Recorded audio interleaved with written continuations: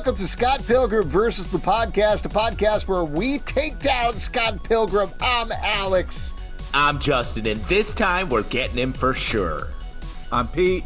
And we are going to be talking about Scott Pilgrim versus the World, the 2010 movie based on the comic book series, directed by Edgar Wright, starring a bevy of stars, an array of celebrities. Before we get into that, though, I wanted to talk about something entirely different, if that's okay with you guys, on our Scott Pilgrim podcast. You want to talk about the weather?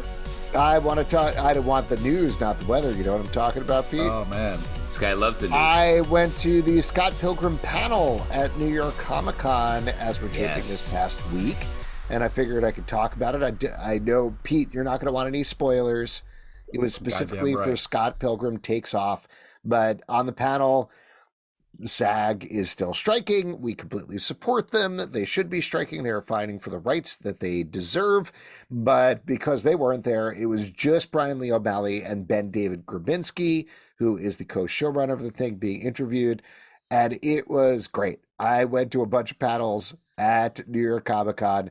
Them just riffing and talking about the process of the thing was awesome. They talked about how they recruited, or rather didn't really recruit, Science Saru, who did the animation. How Science Saru was like, they kept sending them suggestions on stuff, and Science Saru was like, oh, thank you so much for suggestions. And then they'd get back stuff and it would completely ignore it, and it would be 100% better than what they did. There was, I will spoil one thing because this is in the trailer, so it's not really a spoiler. And there's, Pete's taking off his headphones. It's not a spoiler. It's in the trailer. Yes, absolutely lost my mind at this. So if you see the new trailer on Netflix, they have a parody of the Mortal Kombat theme where instead of shouting Mortal Kombat, they shout Scott Pilgrim. And then they go through the whole character select scene, both the characters from Scott Pilgrim. Ben David Grabinski was saying while they were writing the show, he was listening to one of those 10 hours of the Mortal Kombat theme things on YouTube just to like get himself in the mood. And in the middle of that, he had the idea, he was like, wouldn't it be funny if we did the Scott Pilgrim theme with Mortal Kombat? And then he threw it over to Amanaguchi, who did, I think, music for the movie, which we're going to be talking about in a bit, and definitely are doing music for the show as well. And they wrote it. It rocked. And then, not only that, they got the guy who shouts Mortal Kombat from the original video game to shout Scott Pilgrim, which I was like, this is the best thing I've ever heard. They got him out of his mansion because, he makes a couple bucks anytime someone plays that. And here, it's a really great residual structure. He's got to be hanging out with babalities all the time. You know what I'm talking about? Everything's a babality. A guy can turn a fatality into a babality. Anyway, Pete has put back his headphones on. I just want to say the other... Pete LePage! This is not a spoiler, but the thing that they were warning about, the key moment of the panel, I think, was somebody shouted, I love you! And Bryan Lee O'Malley was like, get back to us in November. Which the entire time they were like, we're just warning you. This is not what you expect. This is different. And just you could feel like the nervous, palpable tension in the room. So I'm very excited. I just wanted to mention this up top just because, a little bit of news there before we get into the movie. Yeah. But definitely right after the panel, I got home and with my daughter, who is now obsessed with Scott Pilgrim, she read all the books. I was like, hey, you want to watch the movie? And she was like, yeah, I do. And so we watched the movie together, and it was a great experience. So that's the news. Wait, did you want to watch the alternate ending as well? Well, so just to set up what we're going to do here, we rewatched the 2010 movie. We also rewatched the alternate ending, where I will spoil this from the end of the movie, but in the movie that was released in theaters, Ramona Flowers and Scott go off together through the subspace door, and then we get the continued countdown. That's how the movie ends. Knives is fine with it. She's like, go get her. You've been fighting for her the entire time. The original end of the movie was not that. The original end of the movie, which you can find on YouTube, is Scott stays with Knives. Ramona leaves through the subspace door, and then Knives and Scott go back to doing the dance Mortal Kombat style game that they were doing earlier in the movie. They do their routine together, and then they look at each other, and it doesn't continue that way. So, got these two different takes of the movie. Edgar Wright has said that his preferred version is the one that was released in theaters. This is something that was encouraged by Bryan Lee O'Malley. They actually ran with the knives ending originally, and Bryan Lee O'Malley was like, that doesn't work for me. I don't think you should be doing that. Audiences also were very mixed on it in terms of test audiences. Yeah. So ultimately, 3 months before the movie came out, they reshot the ending and ran with this thing that ultimately we saw. Presumably, based on this, we're jumping all the way to the end here. But I want to hold off on that for a second. I know, Pete, you don't like holding off on stuff. Instead, I want to just get general impressions of watching this movie 13 years later. Pete, I know you watch it every day, so I'm going to go to Justin first. Justin, what was your impression watching this again? Well, it's not a joke. Pete watches this movie like on the reg. What do you think? Weekly, Pete? Or like monthly? Definitely. I mean, it's a lot. I usually have it on in the background. Usually? That's crazy. So you guys got to turn it down when you have like a work meeting? Well, yeah. A lot of times I'm doing work, it's just me by myself. So I'll have something playing in the background, helps me focus. It's something I'm familiar Often with. I put one of my favorite movies on the background to help me focus on the other task I'm doing.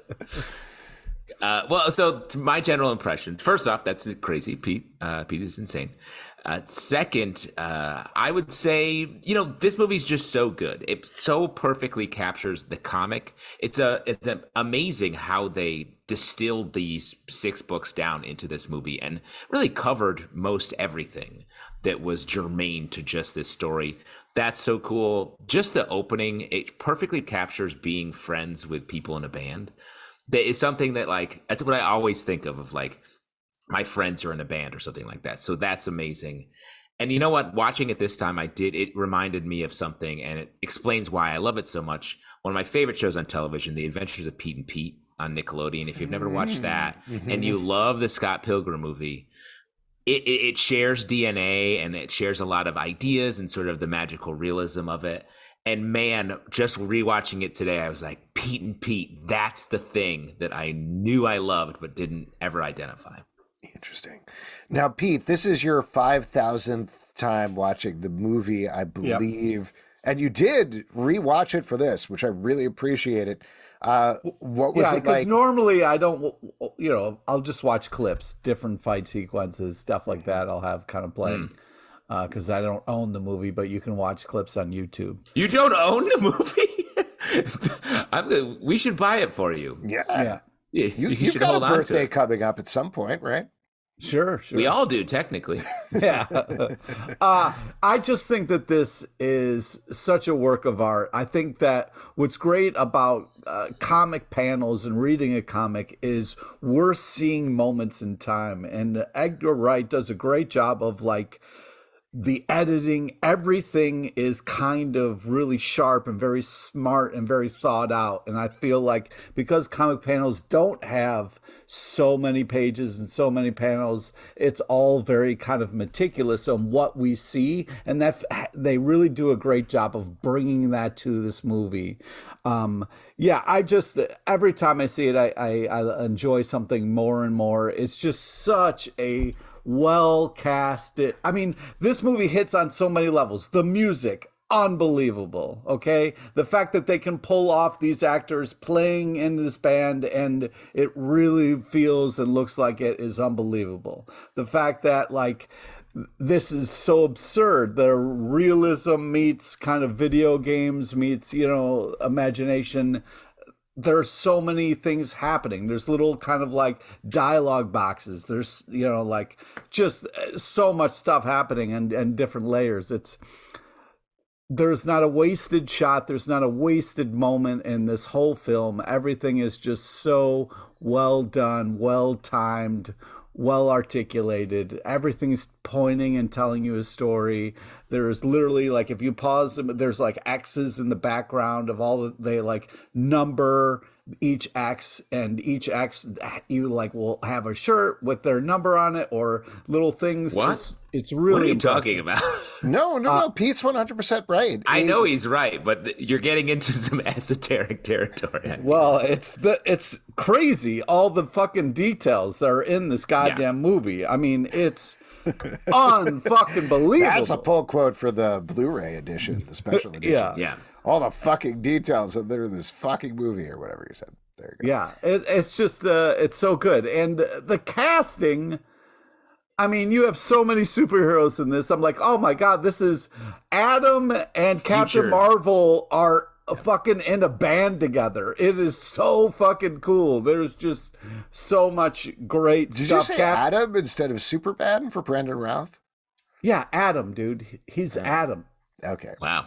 He's also Strong Superman, choice. which is more famous character. Yeah, he's Superman. Maybe saying. somebody's Superman, but he's definitely my Adam. There's no question about it. It's always Superman somewhere. You know what I'm talking about? Yeah, that's right, man. Yeah. Speaking of which, I should be drinking. Oh boy, I think you're absolutely right with everything you're saying, Pete. Edgar Wright, meticulous director in every single frame. In any movie you watch, he puts so much thought in everything that he's doing. I was doing a little reading back, and it's fascinating to think about, like you were saying, the casting process here. They started making this movie in some form after the first book came out. I don't know if they officially paid for it or got the option or whatever the word is for it after the first book, but they definitely started working on it and talking about it in some way while Brian Lee O'Malley was doing the 6 volumes of it, which is why you don't see anything from Finest Hour in there, as he was still working on the book. But very similar to George R.R. Martin with Game of Thrones, he told them what was going to happen in the 6th volume. So they were able to work that in there. So it does have that span of the book, like you were saying, Justin. I think my big takeaway from watching this, don't get angry at me, Pete. Just bear with me for a second, because I think... What if I get mad? You might get mad. Thanks. But I think you'll understand what I'm saying once I actually get through it. Is super funny movie, extremely well done, great cast, really enjoy it. I'm a fan of the comic book first, and this is one of those books that means so much to me that I even had the same reaction 13 years later that I did watching the movie, which is like, some of these things don't jibe with the way they are in the comic, and they don't feel right to me. Well, I'm not allowed to yell at him until he gets it all out. No, is that it? Just, can we actually talk about this? Because I think this is really interesting, and we don't need to be mad about it, because we all love this movie, especially you, Pete. You get the trophy. You get the plus 7,000 at the end of this podcast. Alex and I are going to turn into coins that you can because I'm and we're fucking hoping you're going to headbutting. get the sword of understanding instead of headbutting me, but we'll see what happens, I guess. Maybe. Long shot on that. Because I agree with you a little bit, Alex. This movie is, especially like you're saying, Pete, from an editing standpoint, special effects, detail, casting, the use of bringing comic book elements into movie form, masterful. I just think Edgar Wright, in not just this movie, but a lot of his movies, sometimes misses details that his audience, because there's so many details he's caught up in, misses details that the audience needs. And there are 2 big ones in this movie, I feel like. One, we don't ever establish that Scott's a great fighter. And especially when you have Michael Cera playing the role, whose whole thing, his persona in most of his movies is like not that. I feel like there's this weird disconnect that I think it keeps us a little bit out on the movie as we're getting into it. And then the fight starts, you're like, yes. And then the musical, the Matt Patel music part starts, and the demon hipster girls appear, and you're like, this is too much. I think that part, I've always said this about this movie, goes too far. It's genre on genre on genre, and I think the audience is like, I don't know what's happening here, man. I just got on board with this guy who's a dork fighting, and now you're jumping into a musical number. So that part, and then I think the ending is just not there. I think it's a little bit in the comic, similarly done, where they just sort of walk off. But in this, and I think it is because of the juggling between the knives and Ramona ending, that it just feels like we did so much great stuff, and then the ending it's not romantic. romantically satisfying. I feel like there's no big moment. They just walk off in both of them. Now, again, Pete, these are just ideas. Yeah. I know. And like, you don't have to be mad. We're just talking about these things. Yeah. Totally. No, and it's fine. It's just one of those things when somebody says something that makes sense, it goes, oh, there you go. But then when you just spew just ridiculousness, it's a little upsetting. The layering of the fact of like, yes, there is, music, there is sound effects, there is references on references to bands, to old Nintendo games, to Zelda in specific. I mean, there is music pulled directly from Zelda in scenes. The bands are named after actual games. Like it's really. Well. It's really impressive. And so for you to be like, oh my God, there's too many layers happening here, I don't understand. It's a little upsetting because it's so well done. And that's not what I'm saying. I feel like it's not that there are too many layers. I think the details are amazing. It's just there are those two big pieces that I was saying that I feel like keep the movie. That's why I feel like audiences that had never read the comics at first were like, what is happening here? Because the details aren't quite set up. And that's not to say that like we know, and this movie, that's why this movie has such a cult following and has like found a life after its theatrical run, because it is so amazing. But I'm just trying to diagnose what the little bits and pieces are that don't quite work, because so much of it is so amazing. For me, all of my opinions are for me. And also I whisper them into my pillow. To back up Pete, like if it helps Pete at all, again, at the panel, mind you, they're a little biased, and I think they said literally like, we're a little biased, but Brian Lee O'Malley and Ben David Grubinski repeatedly were like, this is a perfect movie. When we were making this Netflix show, we did not want to mess with this movie because it is a perfect movie. We couldn't just redo that. We had to do our own thing. I think the big thing. Wait. Yes. So I just want to defend the ending a little bit, because I do think I'm excited to hear this, because for 6 episodes so far, plus our entire lives, that's the plus. You've talked about how the original ending of the movie, the knives ending, you prefer the knives ending. So go ahead, Pete. Well, I'm just talking about what Justin is saying. Take it easy. Yeah. I'm talking in regards to what Justin is saying. The sloppiness or the whatever your bullshit reason was for not liking it. I'm just saying you're the rom-com guy. You love rom-coms. You love big romantic moments. And I feel like this movie is lacking that in the end, is what I was trying to say. Well, I would say what I like about this is it's very different from a rom-com, of a clear path of redemption for a character, clear steps.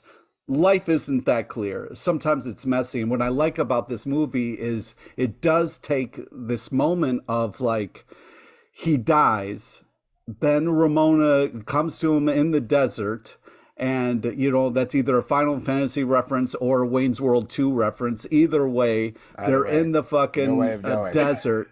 And there's, she's saying, you have to, fight. And maybe it's not for me, right? So there's this thing of like, here's this guy who's just barely learning to become a human. You know what I mean? He is failing. He doesn't understand things. He doesn't pick up on stuff. It takes him a while to realize, after being corrected time and time again about the exes versus boyfriends and that kind of thing, that he gets things right. And so this guy who's not very good at life is kind of learning to grow and be better. And so this thing of like, what's the clear choice? I liked the fact that Knives was kind of like, go get her. This was about you two, and you guys are kind of awful, but you do work together, and so you should give it a real try.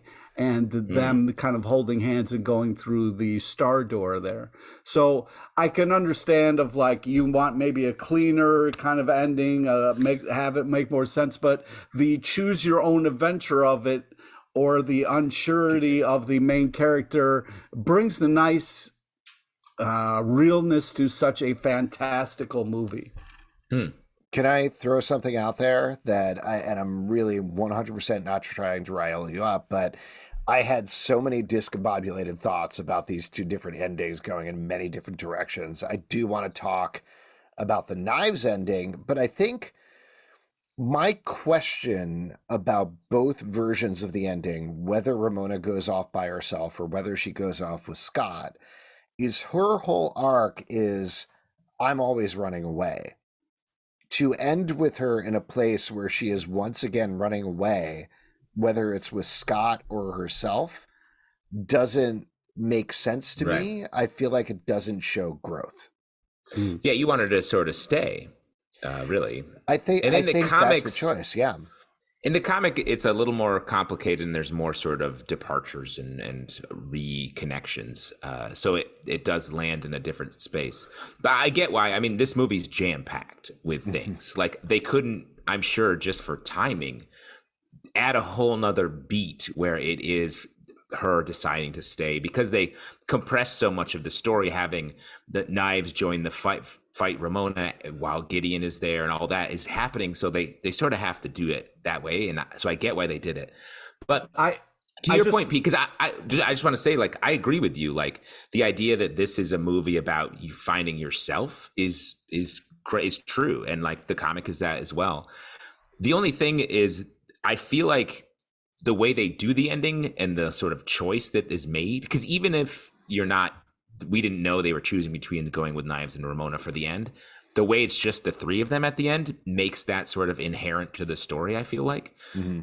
So, like, it's hard to not put the love triangle thing on it, because that's what love triangle, dude. I think that's the way the stories are, and the whole story has been like, he has to fight these exes so that he can be with Ramona. So I feel like we need just a little bit of like closure on that, in a way, rather than just be like, you want to walk through this door together, boom.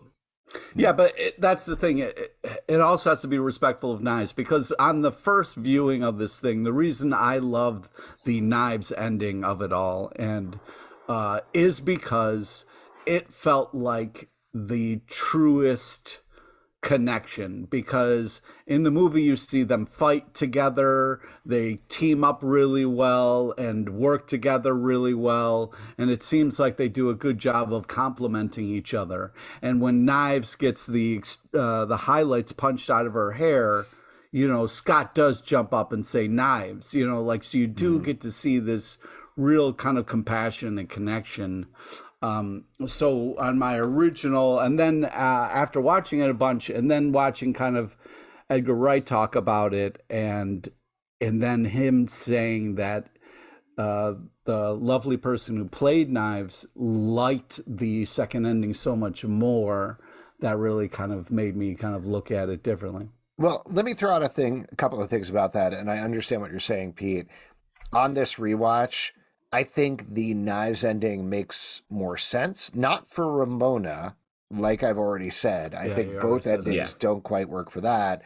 But the Knives ending, in terms of having the continue there, having it be, like you're saying, that Scott and Knives are the people that are actually in sync. They got out of sync, grew as people, and ultimately fight together, come back together, stay together at the end. Will they stay together ultimately? That's, I think, the whole point of having the continue go between them. Like, will this relationship continue? Works for me a million times better.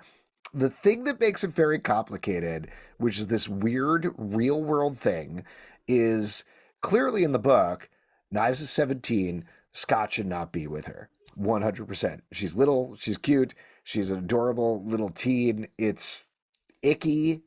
We recognize it's icky. Even Bryan Lee O'Malley recognizes it's icky in the last volume when ultimately they kiss. In this movie, Ellen Wong is 25. She does not, adorable actress. She does not look 17 at any point in the movie. And I think that creates this complicated thing where, like, you forgive the whole 17 of it all because she doesn't seem like a 17-year-old at some point, and it's kind of okay for her to be to Scott. In the text, it's still not. He still should not be with her.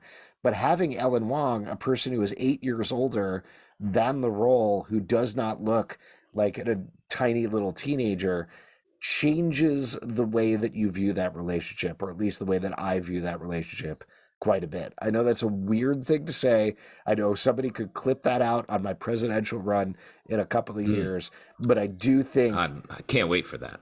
yeah, You're going to have a hard time choosing a vice president. You got two options. Both of you can do two, right? In a bunk bed or whatever. Yeah, double vice. You know, it doesn't matter Vice where City. you sleep. It doesn't matter where you sleep as vice president. You don't need a bunk bed. The president and vice president don't This is sleep in bunk what I'm beds. saying is, I think this is one of the things that is a big difference in terms of reading a comic book where Brian Lee O'Malley is drawing these characters versus having actual actors playing them. Having Ellen Wong, again, who is 25 years old, play Knives, change the way you see Knives until you think about it as she is still 17 in the text of the movie. Well, Yeah, that's the thing. The story is the story, and it's like you don't. It's hard to be like, yes, I want this adult to date this child in high school still, Right? No matter but how I think old any of it's the the same actors. thing as, like, not to call out a specific TV show because it's with many TV shows, but one that's close to our heart, Riverdale, where it's like, if you think about it, we're watching a bunch of teens have sex on TV, but really we know they're all 25 to like 30 years old. So Let's is not it make okay? this any more I don't know. creepier than it needs to be. And also, if that's the clip you're Pete, worried what's your about, favorite thing about watching teens have sex? Go. I don't like it. So, anyways, I also think that, like, Why do you said do it? so many creepier, weirder So things for your presidential run that this is the least of your worries. Anyways, yeah, I just think that there is just so many funny, like, amazing things in this. Like, at the start of the movie, when they do the Paramount sign and the 8-bit noise and the theme music, like, if you're not having fun at Universal, that, right? yeah, Universal, sorry. You should just turn off the movie, because if that's not fun for you, It's very fun. yeah, the whole thing is just going to be. Also, Bill Hader does the voiceover stuff. Great. It's great. And yeah, Brian Lee O'Malley gets a cameo with his wife in there. There's just so many layers to this stuff. Well, and let me throw out that like we said it a little bit earlier. I think the casting in this movie is perfect. Just to shout them out, they both match the comics, the actors, and also are almost all bound for much greater fame after this movie. Can I give a shout out to one first, actually, that this was, I think, beyond all the things we talked about, actually my number one big takeaway from watching it this time. The first time I watched the movie, Kieran Culkin was like, oh, that's Macaulay Culkin's brother. And this time it was like, oh, that's Kieran Culkin. And Yeah. it legitimately changed entirely the way that I saw the role, because I was stuck on the fact that, like, that's the kid from Home Alone's brother the first time I saw the movie. Now, awesome. Runs away with the movie, maybe. He is hilarious in so- every single scene. They So give him good. so many extra jokes too that are just like, and like extended jokes. He gets to yell so much stuff throughout the course of the movie that is not even in the comic, really. Just him being funny. Also, so that's yeah, awesome. the physical comedy of, like, him being passed out and his, like, flip phone open and, like, you know, him still texting, like, The whole relationship between him and Anna Kendrick as Stacey Pilgrim, and them just texting each other back and forth all the time, and sometimes, like, not even enough time for that. Great bit. So good. So fun. Just a delight throughout the movie. also the fact that, like, you don't get full sentences here. They're cutting around. They're so smart. Like, they're like, oh, the audience can put this together, and it's just like no wasted repeats, or like one person starts a sentence, the other person finishes it. Like, it's the physical great. comedy. Like, when Scott jumps out the window and Knives shows up and Wallace just moves over, it's hysterical. There's no real. I mean, there's editing jokes in here. I mean, there's There's just a lot so of editing many- jokes. Yeah, it's Edgar Wright is maybe the best director for the edit working. His edit is unbelievable. The way that he puts stuff together in every single one of his movies. And then- but I continue on the casting. Like, we got Mary Elizabeth Winstead as Ramona. She's so good. Our girl Aubrey Plaza as Julie. Brie Larson as Envy. Jason Schwartzman as Gideon, it's like they ripped him out of the comic.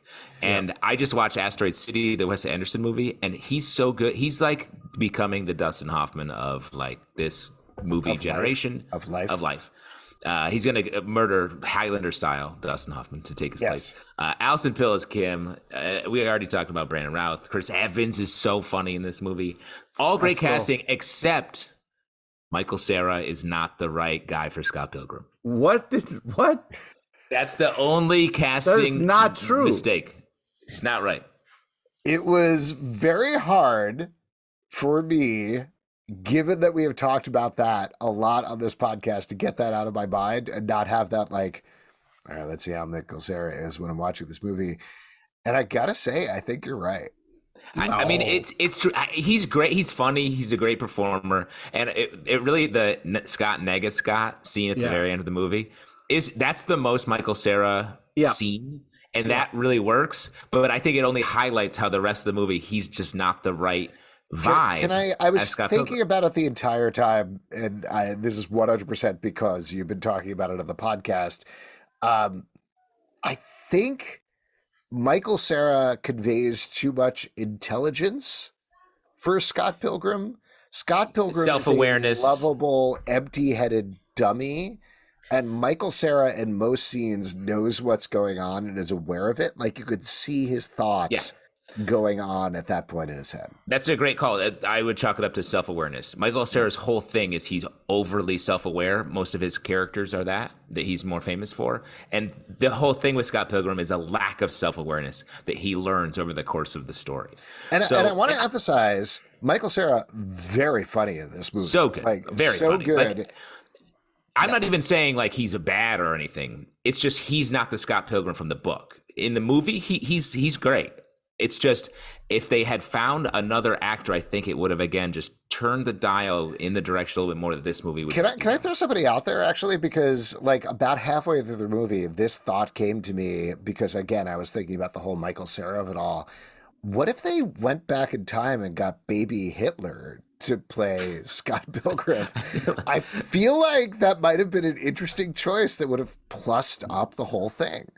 It would have changed a lot of things, maybe, I think is what you're saying. That's what I'm saying. Again, I talked about this on an earlier podcast, but like giving him an artistic outlet that would have really made this movie worth it too. I also think it probably would not have bombed at the box office because people have been like, you got baby Hitler to be in a movie. That's a big deal. I got to pay money to see this at the movie theater. Maybe get a large popcorn instead of a popcorn. It could have been a whole boon for the industry, is I guess what I'm saying. Chris Evans as Lucas Lee is just one of the. I think it's probably his best role. Just like the way he nails. Real quick, not to reverse it too much. What do you think about what we're talking about, Pete? It's dumb. It went on long enough. Here, before we move off it, though, we talked about this in our Slack, our Patreon Slack. Derek Mainhart highlighted somebody. Because back when this movie was made, it would have been a good call, and not my favorite person, but an actor who could really nail this, Chris Pratt. Nope. Apparently, well, what do you think about this one? Because when I was doing a little reading about this, I didn't realize. So Edgar Wright apparently was like, Michael Cera all the way, that's my only choice. But the studio wanted Seth Rogen.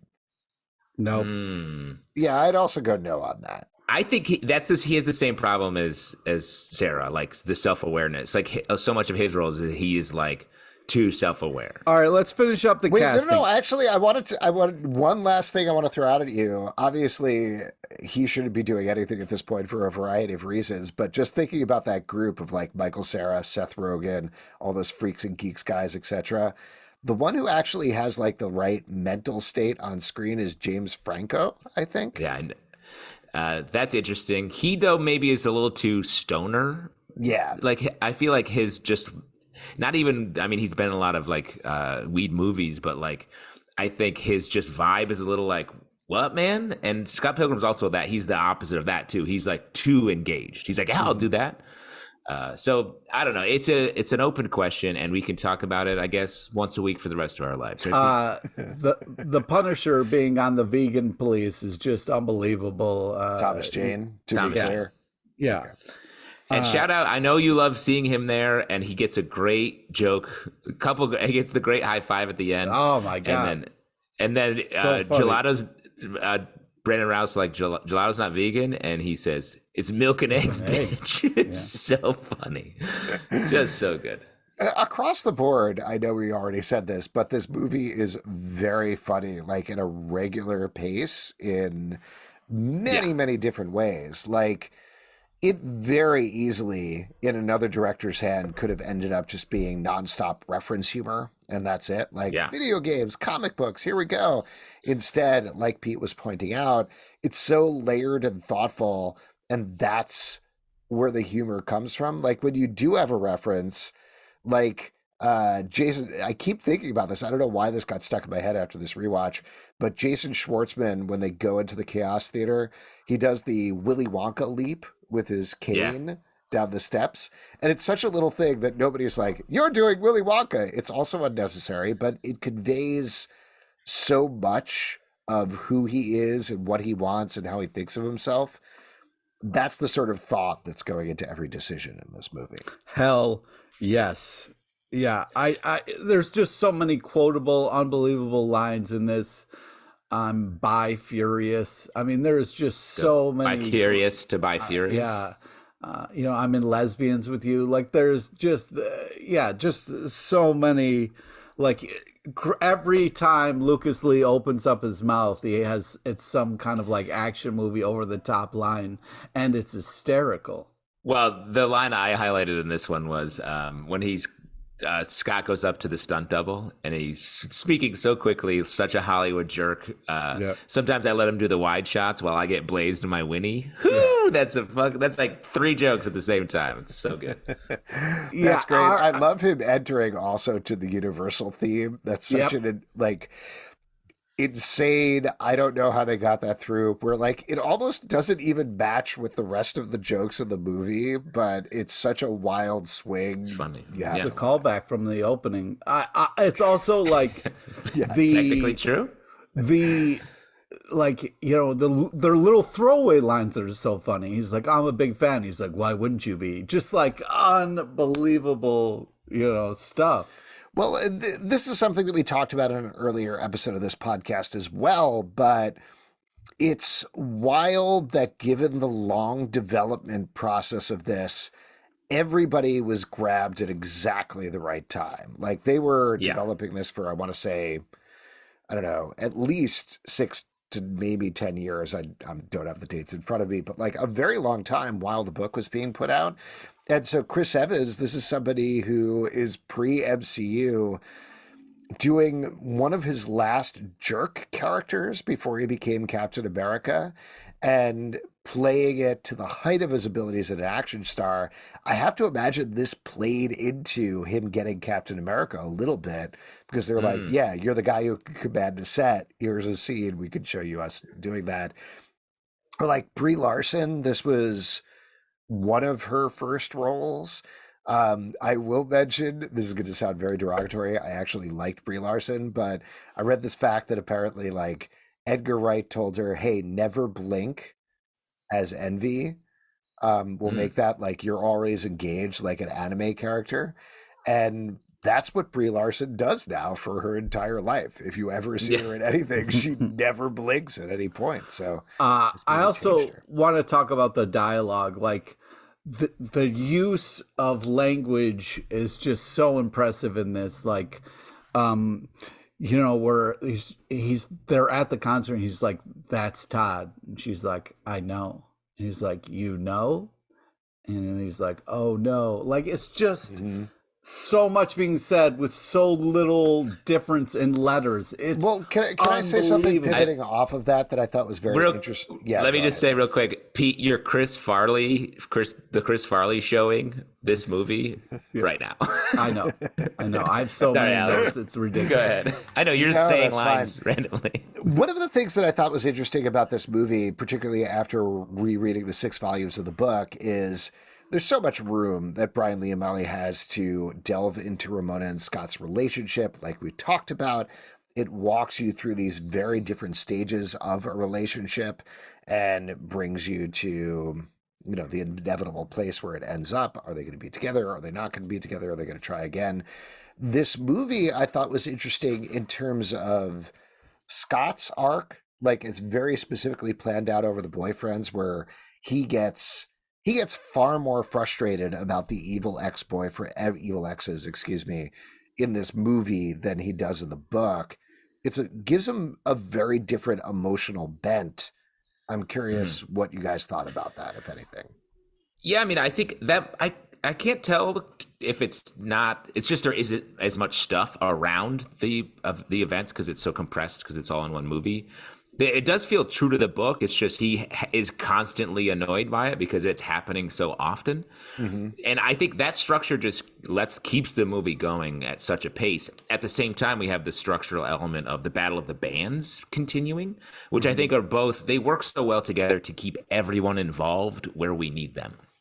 So Yeah, I think I agree with what JT Sis is saying, is like, because they adjusted it for the movie, because the pressure is kind of, there's all these things happening a little bit faster and there isn't as much downtime, that like it's getting to him more than it was in the comics, and that's why that's kind of amped up a little bit.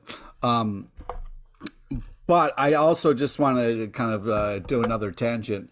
When we get the bass battle and you're just getting the letter D coming at you, I mean, just, you know, and then you got the cups on the floor. There's all these little amazing things happening. I know. Imagine like that many cups on the floor. It's Right? crazy. And it's your just like, bass there's playing cups. is so good. It's moving cups around. I mean, come on. That reminds me, I want to highlight just like the best comic book moments. Like, I feel like this movie, like we were saying a minute ago, it uses the comic book as source material and sort of ports a lot of that over, but without making it super referencey and without making it annoying. Edgar Wright just uses as a shorthand, like the editing once he sees Ramona at the party. And then once he sees Ramona, and it's just he's cutting between time because he's not paying attention to anything because he's only thinking about Ramona. So smart. The way the party scene is right out of the comic, perfect.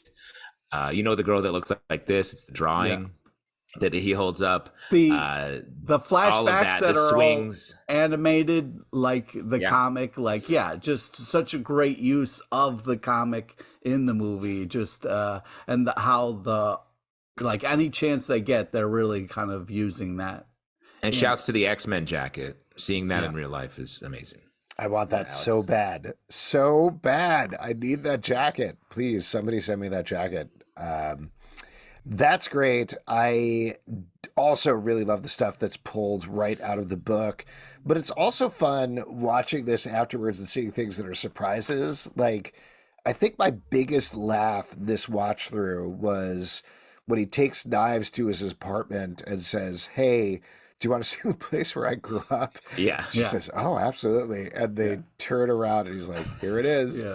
So there's so many fun things like that where he's like on the phone outside the coffee shop. "Okay, I'll be right in." And he walks right in and she's gone. It's just like, I mean, the fact that like anytime someone says his hair is shaggy, he has a hat on all of a sudden. Just Great joke. Fun.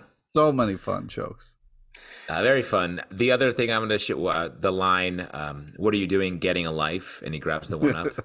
What a trailer moment. What is the great... It's like that's symbolic of the whole project, I feel like.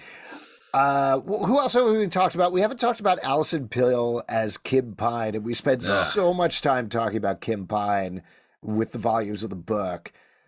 How do you feel about her? How do you feel about Kim Pine's treatment in the movie? You go through a lot with Kim Pine because you really love her more as the movie goes on, and the moment where he kind of has that apology that's from the comic, like "sorry for being me," like, and earns that sword. It's such a great moment. Because Kim Pine, like she is so sarcastic and so fun and such a great kind of source for a lot of things in this movie.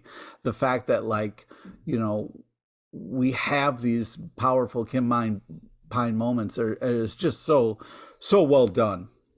It is. We lose a lot of the larger character. She's much more of just like a bit player meant to be just like jokes, and then a little bit of Scott history there because, like you're saying, Pete, in that moment, and we get to see her giving truly the most micro smile before it cuts away from her face when he apologizes to her, which I think is great. Alison Pill is perfect for the role.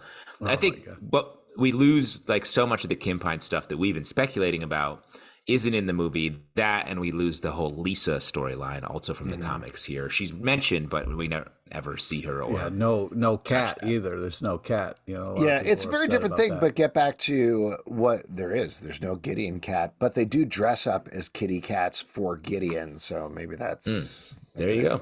I don't know. I appreciate what they do for a movie in terms of streamlining it with Kim Pine and Stephen Stills and the band to the Battle of the Bands getting co-opted by Gideon, then playing at the Chaos Theater at the end. I think that all works nicely for a movie. But like I think you guys are saying, I miss Kim Pine in this movie. We don't. Alison Pill, hilarious, so good in the role, but it's not Kim Pine from the books and does not have the same connection as with Scott Pilgrim. And I want that. It's there, though. It's there. It's just we don't get it.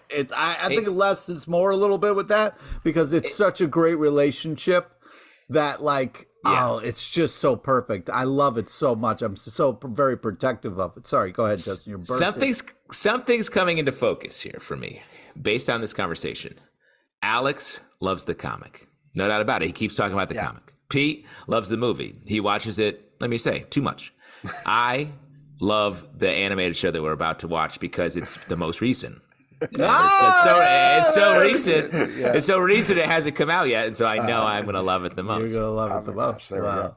Yeah, it's going to be real tough for us. What else about the movie, though? We've obviously been skipping around a bunch. Are there... Oh, we didn't talk about Mae Whitman at all. I wanted to talk about... Oh, go ahead. Yeah, no. I also want to talk about casting. Mae Whitman is one of my absolute favorite performers of all time. She is so funny as Roxy in this movie. We talked about this back when we were reading the volume, but that's something that actually goes retroactive to the comic for me. Is I can't think about Mae Whitman delivering the line "You punched my boob" without hearing her voice in my head.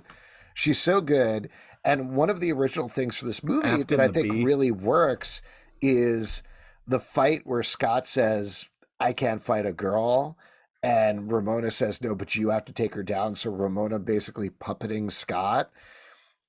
Good relationship texture and layering at this point when Scott is very frustrated by her and frustrated by the whole situation. He feels like he's being puppeted by her anyway. So naturally, she takes her fists and fights Roxy.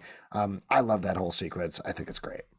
I just want to say Stephen Stills, the guy in the band, is just the way he freaks out and is stressed and is first one to sign the deal. Such a fun, unbelievable character. I would just say on that, the guy who plays Stephen Stills, who I don't remember the name of, he to me feels like the most directly just right out of the comic. Maybe Jason Schwartzman is Gideon Graves as well, but Stephen Stills is from the page directly onto the screen. The guy who says the comic book is better than the movie, though, is also straight from the comic book too. Is that Como? Michael Como? Yeah. Mark Webber played Stephen Stills. I will say about Michael Como, they had a very weird exchange at the New York Comic Con panel where somebody asked if Michael Como was going to be in it. And they were like, "Ooh, we can't say for spoilers.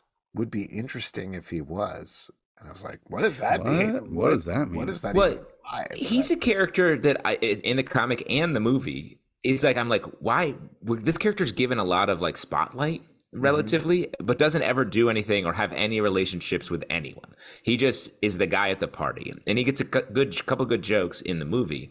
In the comic, he always feels like he's more important than the story lets him be. So I'm very curious what that quote from the con means. I just think that there are people like that. I also think that he does kill it in this though. we're going to pizza. I mean, there's just so many fun, amazing lines that he gets. I mean, the dialogue and the writing of this is just should be studied.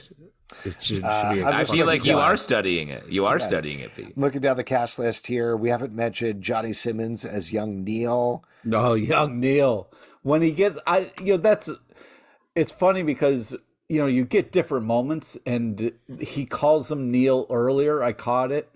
But yeah, the kind of like, kind of knighting him just Neil moment is so great. In the comics, it's almost a little bit better, but man, it's still really badass. Yeah. And then I think we mentioned pretty much everybody except for Satya Baba as Matthew Patel, who I think is good. Like you said, great. It's a tough thing because there's already some weirdness in the movie, but definitely in the book, Matthew Patel is the first thing where it's like, what is happening here?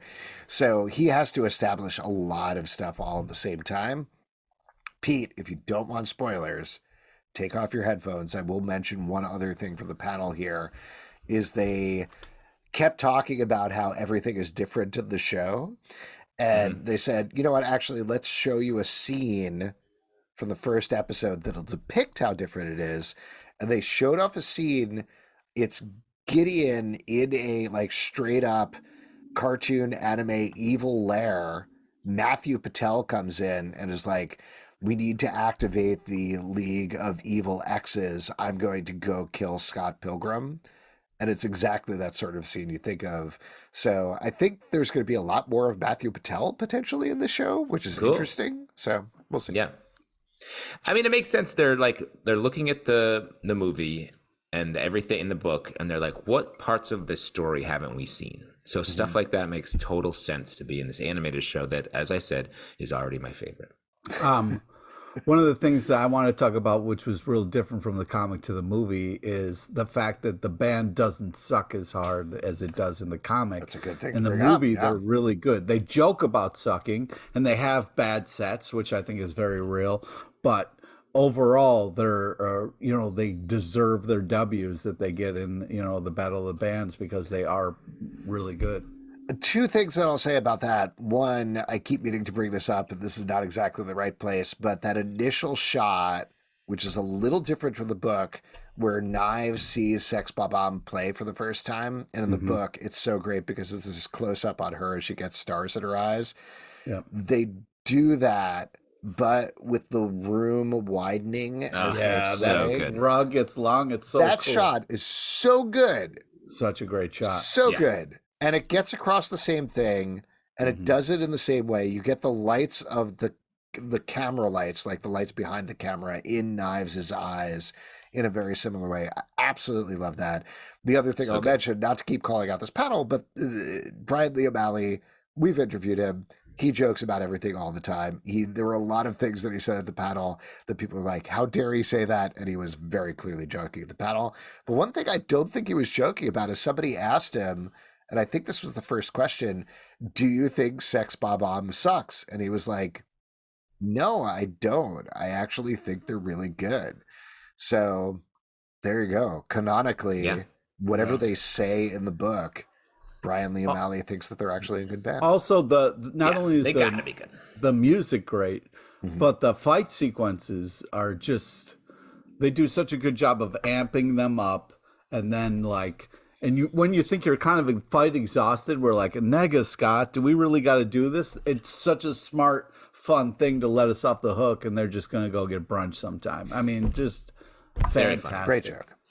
Yeah, the wire work, the use of weapons, like Ramona pulling that hammer out, which at the time when kind of like the movie first came out, I was like, that's an I Killed Giants ripoff.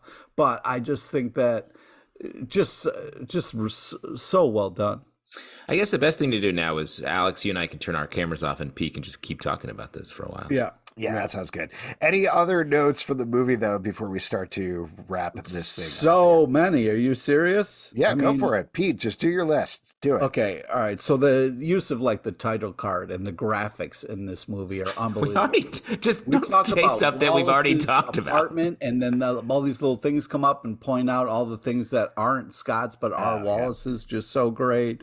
I mean, the fact that young Neil gets kind of blown away by when someone talks to him and is like, what do you play? And he's like talking about life. He's like, well, I played Tetris.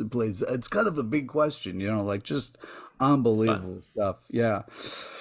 I mean, the screenplay by Edgar Wright and Michael Bacall. I mean, the fact that Edgar Wright's fingerprints are all over this is just such a good sign of a great Edgar Wright's. Yeah. Yeah, because not. Oh, if Edgar Wright's, I don't want to be Edgar Wrong's. I see what you did there. Yeah, yeah. I mean okay. I'll yield my time, but yeah, you're not going to walk through the entire movie. I was going. I could. I have all the notes to do it. Right. No one's doubting you. Just to be clear, this isn't a dare situation. Well, I gotta say, even though we had a fair amount of criticism, particularly me and Justin here, I think the movie won this one. What do you guys think? Yeah, I think too bad. Once again, we lost to Scott Pilgrim. Well, but I know we have the series coming up, but maybe there's a way we can definitely win, Alex. Do you think so? Like some sort of bonus round? Like a bonus episode where we can maybe get into the Scott Pilgrim game. Something we could easily defeat. Okay, I think we could beat that. Mostly video games suck. People don't like video games. Oh my God. They're not as good as anything. So I'll tell you what. I think that's a great idea, Justin.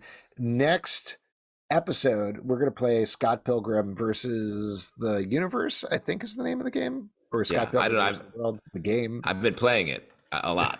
Ooh, no spoilers. But yeah, we're going to play that. We're going to talk about that because that is also a canonical thing as part of the Scott Pilgrim verse. Before we get into Scott Pilgrim Takes Off for real on Netflix, which apparently is they recommend it to people. They're like, if you can't watch it immediately, throw your phones in the garbage because somebody is going to ruin it for you. So big stuff is going to go down in the show. I'm very excited. I'm very nervous. But next episode, we're going to talk about the video game. If you'd like to support this podcast and all the podcasts we do, patreon.com/comicbookclub. Also, we do a live show every Tuesday night at 7 p.m. to Facebook and YouTube. Come hang out. We would love to chat with you about Scott Pilgrim, Apple, Spotify, Android, or the app of your choice to subscribe, listen, and follow the show at Comic Book Live on Twitter/X, Comic Book Club Live on TikTok and Instagram, comicbookclublive.com for this podcast and more. And next time, this could be the one. I feel it. Yeah. I feel it. We got a W coming up, that's for sure. And Pete, just next time we do an episode, just like, please watch the movie, have a couple notes, because I feel like... Did I fucking stutter?